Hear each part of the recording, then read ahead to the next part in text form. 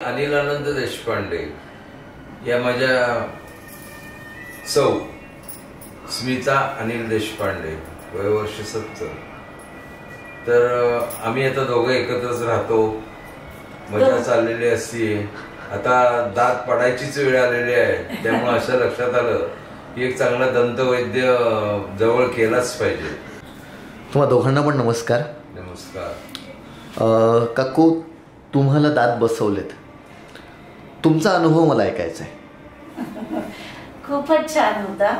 म्हणजे सुरुवातीला मला जरा थोडी भीती वाटत होती का कसं करतात वगैरे, पण पहिल्या दिवशी तर काय मला थोडासा त्रास झाला, थोडं करावं लागतं ना तेवढाच.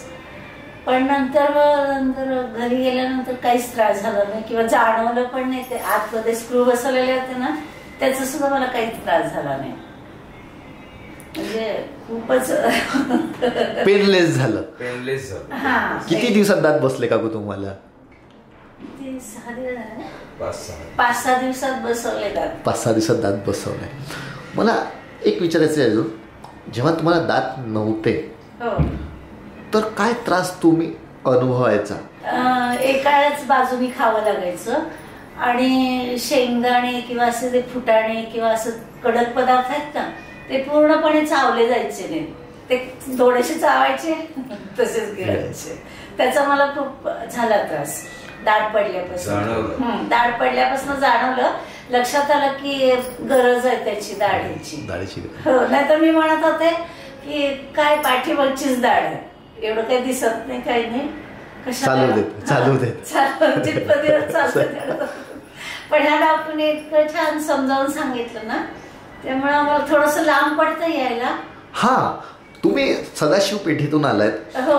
आणि तुम्ही PCMC म्हणजे पिंपरी चिंचवडला आलात. काय कारण होतं नेमकं? कारण की सदाशिव पेठेत पण भरपूर डेंटिस्ट आहेत. हा, पण मग तुम्ही हा निर्णय घेतला इथे यायचा. मी अजून एक प्रश्न नाही विचारला. आपल्या दोघांचं किती वय आहे? माझं वय 77 आहे. आणि तुमचं? 70. तर आणि दंतवैद्य एकत्र करताना लक्षात येतं की जो आपल्याशी कर्तव्यमुख राहतो, म्हणजे आपणाला कर्तव्याची जाणीव करून देतो की तुम्ही 60 वर्ष त्याला वापरलेले आहात आणि आता तुम्हाला जे पडत असताना होणारा त्रास तो मी कमीत कमी ह्याच्यात करून तुमचं चांगलं काम करेन याची खात्री बाळगा.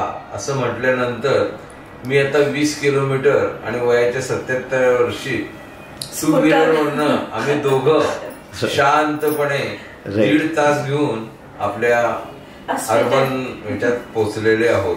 Very good. एक 5 ते 6 दिवसापूर्वी डॉक्टरांची गप्पा झाल्या.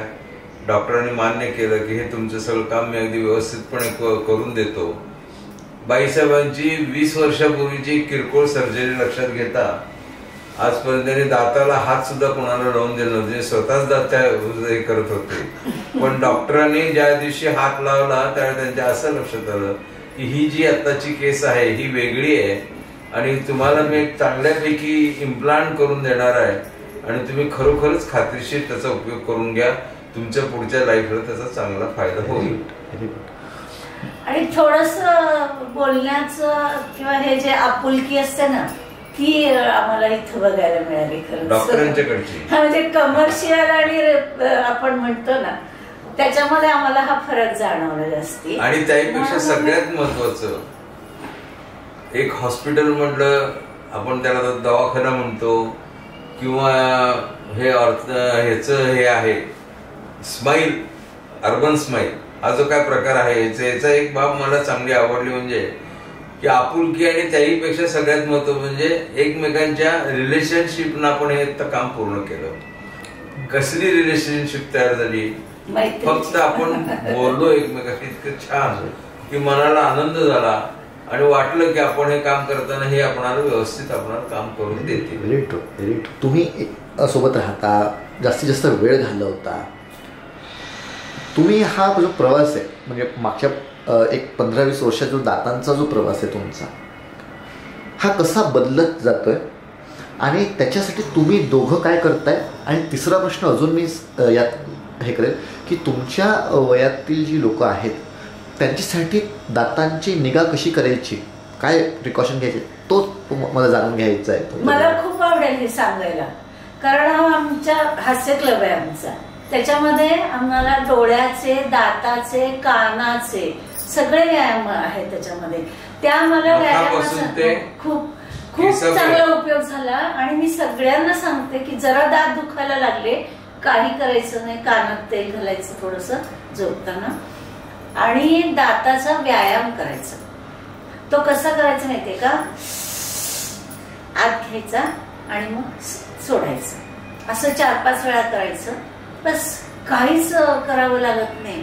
त्यांच्यामुळे माझे दात खरोखर चांगले झाले. म्हणजे आज अखेर मी दाताच्या डॉक्टरकडे कधी गेलेच नाही. एक फक्त माझी दाढ काढली होती म्हणून म्हणलं आता ब्रिज बसवावा, तेवढा एक ब्रिज बसवून घेतला. त्याच्यानंतर तो व्यवस्थित राहिला. म्हणजे 2-3दा निसटलं तरी नुसतं बसवलं तरी तो बसत होता. इतकं छान झालं होते.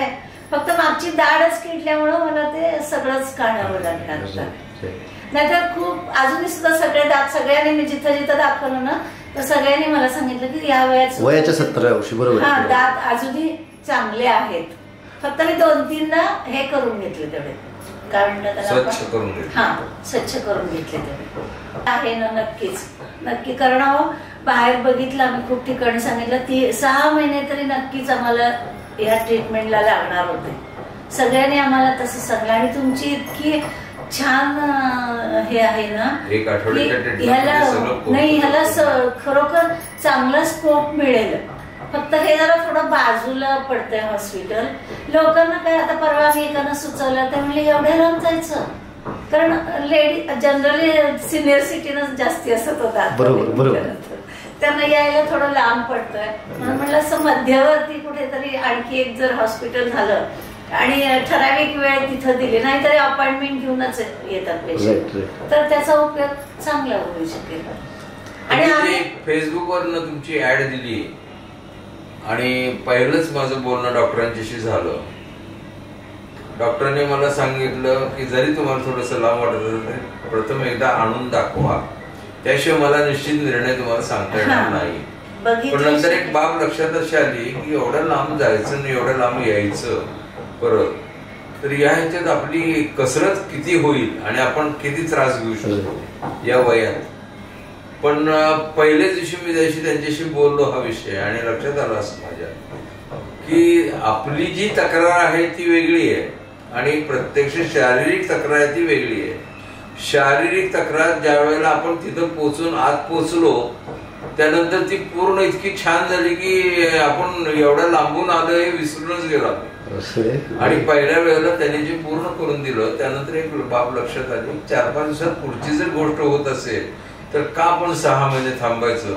थोडंफार पैशाच्या दृष्टीनं किंवा ह्याच्या दृष्टीनं आम्ही डॉक्टरांशी बोललो, त्यांनी आम्हाला चांगलं मार्गदर्शन केलं आणि आमच्या लक्षात बाब अशी आली या वयात ही सुद्धा तुम्ही पैशाच्या दृष्टीने किंवा मानसिक समृद्ध आहात.